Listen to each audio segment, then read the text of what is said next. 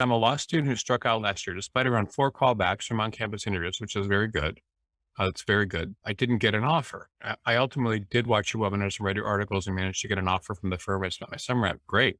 I'll return there after law school. But after coming from a top 10 law school, I feel bad and still feel negative about this whole process. How can I bounce back and fix this? By the way, everything when you guys write, you should always, whether or not you're doing emails or whatever, getting the reputation for having very well proofread stuff is awesome. I'm not saying I'm perfect, but software like that, Grammarly or whatever, or Writing Aid stuff can be very helpful.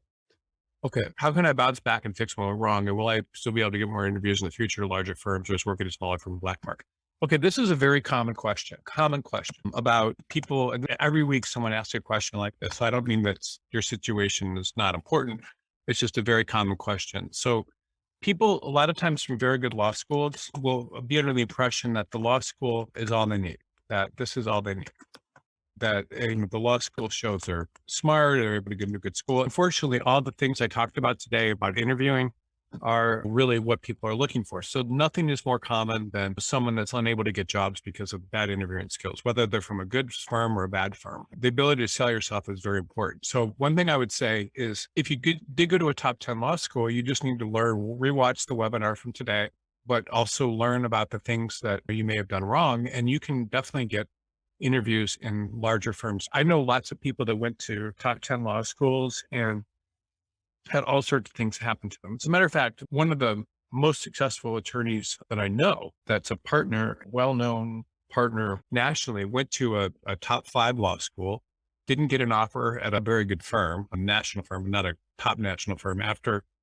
his second summer, then came out, failed the bar once or twice, I don't remember, it was in California, and then eventually got an offer with a small firm. And then from there just kept, improving and moving up to bigger and bigger firms. And now is a well-known partner at one of the largest, most prestigious firms in the world. So it doesn't matter what happens to you at the start of your career.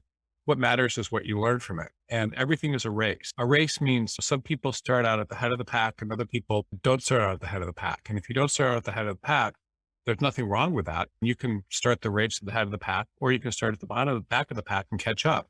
The thing is, everything's a race. So I'd like to give this analogy. Some people start the race, but what happens is people drop out of the same race. It doesn't matter where you start the race. If you start a little bit behind, you just learn your lessons. I was working once with a very well talking to, I don't know if it was working with him but talking to a very famous public relations guy. And I think he was representing, who was he working for at the time? I don't know, someone who's no longer alive, a very famous conservative radio talk show host, I forget, Rush Limbaugh. He was looking for Rush Limbaugh and all these other people. And his daughter went to the same school as mine. So anyway, he was saying to me that what happens when people experience setbacks, 2 things can happen. One is some people get mad and some people get sad. If you think about this, what is the best thing for you?